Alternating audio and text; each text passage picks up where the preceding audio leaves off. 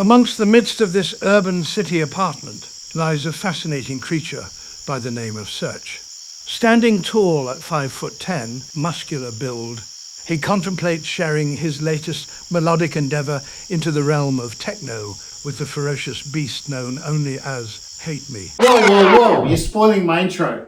Let me explain. Alright guys, so let's talk about my latest track, Hate Me. Alright, so the inspiration behind this track was the song Endless by Deadmau5 and Rebuke. I probably butchered that name, so if I did, I apologise. I actually had to learn how to make a respace in this track after 15 years of producing. I'm still learning. Anyway, a shell preview of the drop. I'm sure that's all you've been waiting for.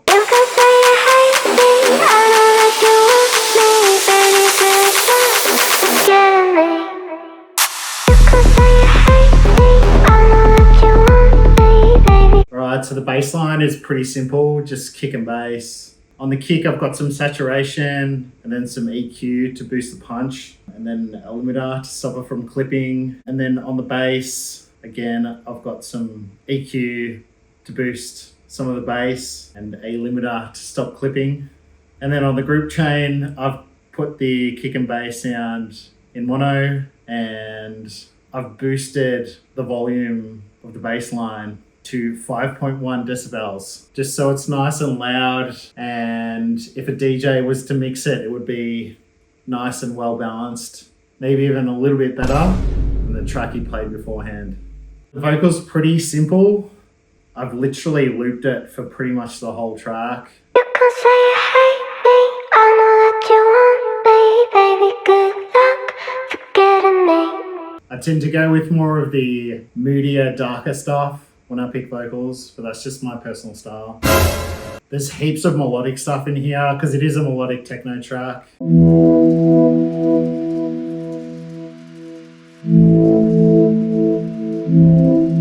we go into this.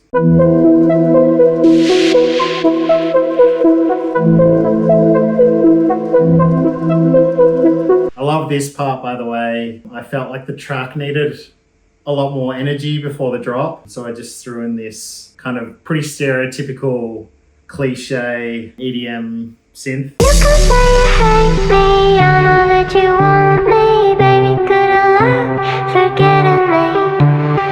You can. And when I was making it, I was thinking to myself, or I was actually doing this, so I was just thinking of the crowd in front of me, and I was like, let's go. Anyway, it's kind of embarrassing to admit, but it suits this style.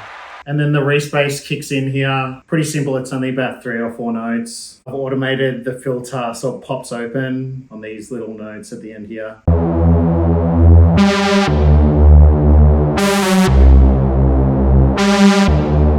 For percussive elements, I didn't do too much. I'm not the biggest fan of percussion. I used to make minimal techno music, or Melbourne minimal, like 10 years ago. So my brain is fried from all the drum patterns that I used to make. But in this track, I only used your typical hats, open hats, rolling hats, rides, and claps. I love the clap in this track though. So after the drop, it goes.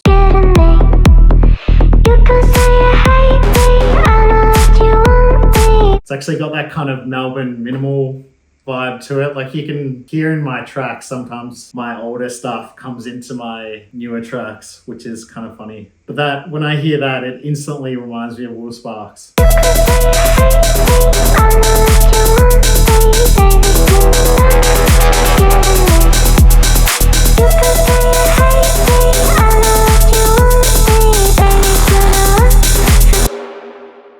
So with the pre-shifted clap, I basically chopped it in half. You always put the crunch section at the start, and then after the kick, you taper it down. So I literally cut up the sample, because when you get the original sample, it's a full sample, but then you cut it in half and you drop this side of the sample. So most of the sound comes from that crunch at the start, and then you wind up with this.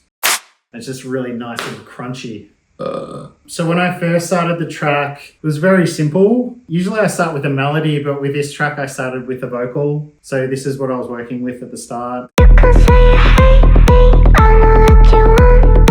And then I basically went ham on the melodies. So I put like 3 or 4 extra melodies on there. And I think once you put it all together, it develops a kind of momentum, and then ideas come from that very easily.